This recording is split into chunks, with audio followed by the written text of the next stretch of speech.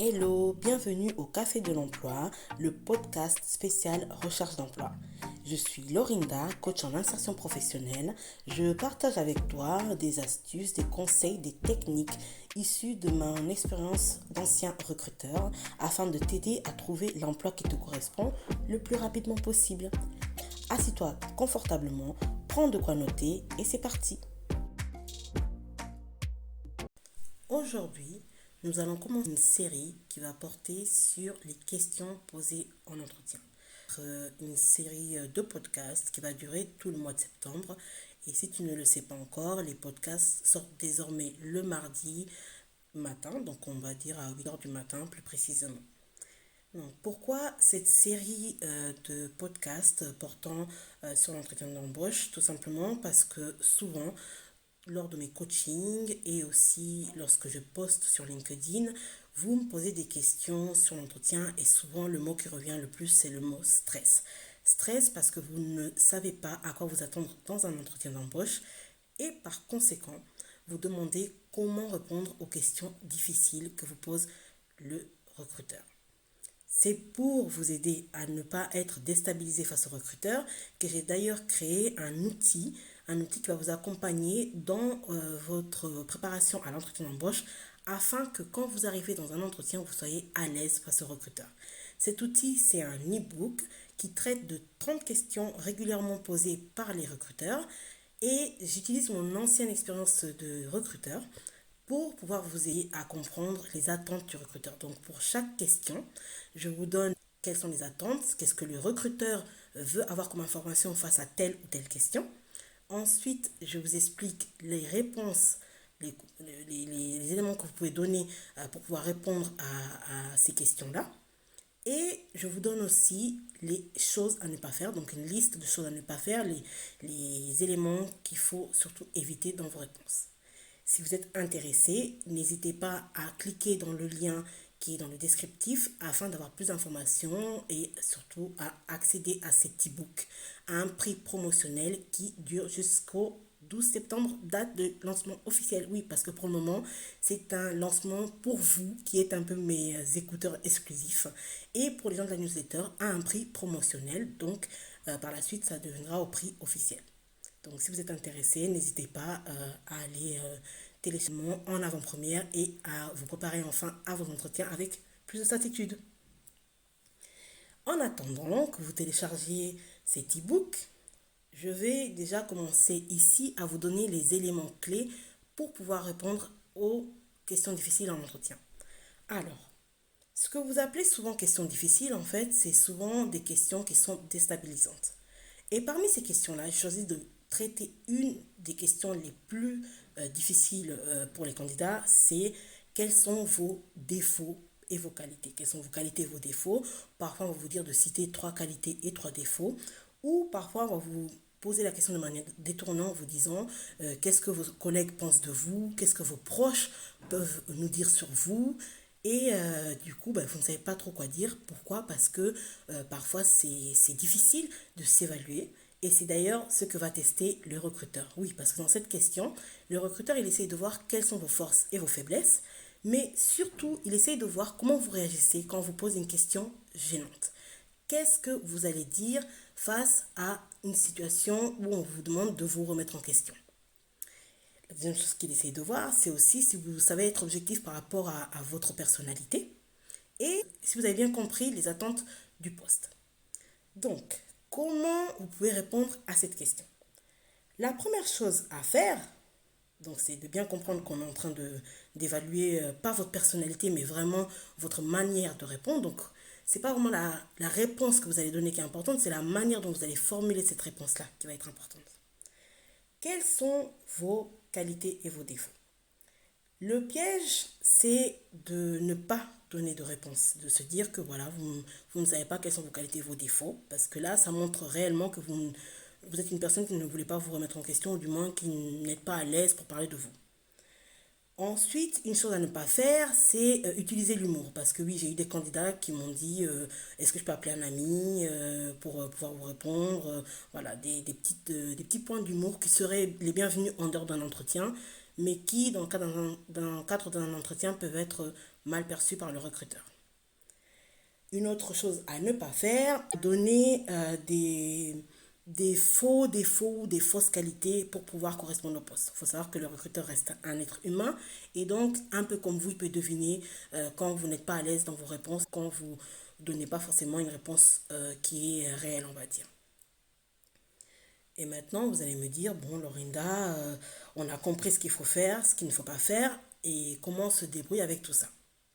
Alors, je vais vous donner une technique pour les qualités et une autre technique pour les défauts parce que je conseille de ne pas répondre de la même manière pour ces deux éléments-là. Pour parler de vos qualités, il faut déjà citer des vraies qualités. Donc des qualités que vous avez, mais pas n'importe lesquelles. Et ça vaut pour les qualités comme pour les défauts. Bien sûr, je sais que vous êtes des candidats parfaits, donc vous avez bien lu l'annonce, ou du moins vous avez bien recherché les attentes de ce poste-là. Et donc, vous savez à peu près quelles sont les exigences du poste, vous savez quel est le profil qu'on recherche. Et donc, vous allez prendre les qualités qui sont de ce profil-là, et parmi ces qualités-là, celles que vous avez réellement. Et c'est de celles-là que vous allez parler. Est-ce qu'on s'est bien fait comprendre? Donc, on prend les qualités, ou les attentes plutôt du poste, qui sont décrits soit dans l'offre d'emploi, soit dans le descriptif de poste. Donc le descriptif de poste, vous pouvez le trouver en tapant sur Google le nom du poste pour lequel vous postulez. Et ça vous permet de voir quelles sont les attentes, les qualités qu'on attend pour tel et tel poste. Donc vous citez les qualités qui vous correspondent. On est bien d'accord, hein? Pour ces qualités-là, ne vous contentez pas de dire je suis altruiste, par exemple. Décrivez ce que vous voulez dire par être altruiste. Je suis une personne voilà, qui aime bien aider les gens. Vous voyez? Ne dites pas altruiste, mais dites vraiment comment vous définissez cette qualité-là. Et vous donnez des exemples. Par exemple, je suis membre de telle ou telle association. D'accord? Ça permet d'illustrer et donc de montrer que c'est vraiment une qualité que vous avez et que vous manifestez au quotidien. Donc voilà un peu pour les qualités. Pour résumer, vous citez bien des qualités qui sont dans l'offre d'emploi et ces qualités doivent être définies et non pas citées. Concernant maintenant les défauts. Pour les défauts, ça va être un exercice un peu plus difficile. Comme pour les qualités, on va utiliser l'annonce et le descriptif de poste. Mais cette fois-ci, on va aller voir ce qui pourrait empêcher qu'on vous recrute. Imaginons que vous postulez pour un poste d'avocat et qu'on vous dit que voilà, l'essentiel du poste va être de défendre des personnes au tribunal. Donc il faudrait que vous soyez à l'aise à l'oral. Et vous êtes une personne qui est timide. Bien sûr, ce défaut-là, vous ne le dites pas. Voilà un peu comment il faudra travailler. Il faudra regarder l'annonce, bien lire le descriptif de poste et voir quels sont les défauts que vous avez, que vous pouvez citer et ceux que vous ne pouvez pas citer. Bien sûr, vous gardez que les défauts que vous pouvez citer. Et la petite astuce, c'est de donner des défauts sur lesquels vous êtes en train de travailler. Par exemple, pour le poste d'avocat, imaginons que vous êtes timide. L'astuce, ça serait de dire que oui, vous êtes une personne qui avait du mal voilà, à parler avec les personnes que vous ne connaissez pas, mais vous êtes en train de faire une formation, vous prenez des cours de prise de parole en public et depuis, vous avez réussi à faire telle ou telle formation sur LinkedIn auprès de plusieurs personnes. Vous voyez, il faut vraiment donner des défauts qui sont en évolution. Ou vous pouvez parler de vos expériences passées qui vous ont permis de dépasser certains défauts. Ça veut dire que vous allez dire que vous étiez timide, mais vous avez travaillé dans pas mal d'entreprises en tant que juriste et cela vous a permis de prendre la parole en public dans le cadre de vos présentations. Il faut vraiment être dans l'évolution. Sinon, on peut penser que c'est un défaut qui va être un obstacle pour vous pour intégrer un poste que vous visez. Donc, la clé, si vous avez bien compris, c'est avant d'aller en entretien, de bien lire les fiches de poste et de savoir ce que vous pouvez dire et ce que vous ne pouvez pas dire en fonction de ce poste-là. L'e-book que j'ai rédigé vous permet de vous préparer en avance sur cette question, notamment avec une liste de défauts à ne pas citer en entretien et vous donne des éléments pour savoir comment répondre à cette question. Je donne notamment des phrases pour chaque défaut et cela vous permet d'arriver en entretien en étant plus à l'aise pour parler de vous, pour vous mettre en avant, mais aussi pour mettre en avant vos axes d'amélioration. Si vous êtes intéressé par cet e-book, n'hésitez pas à le télécharger. Mais en attendant, je vais faire un résumé de ce que j'ai dit aujourd'hui concernant la question sur les défauts. Donc, pour la question sur les défauts, il faut comprendre que, avant tout, le recruteur essaie d'évaluer votre capacité à vous auto-évaluer. Et pour cela, il attend de vous que vous soyez objectif par rapport à vos qualités et à vos défauts. Il faut savoir comment mettre en avant vos qualités, mais aussi comment parler de vos défauts.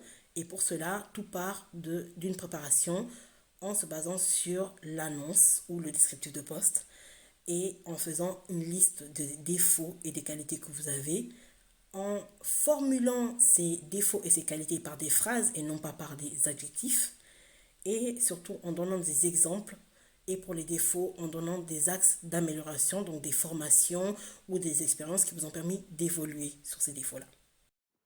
J'espère que cet épisode t'aura aidé à améliorer ta recherche d'emploi. Si tu as des questions, n'hésite pas à les poser en commentaire. Je serai ravie d'échanger avec toi.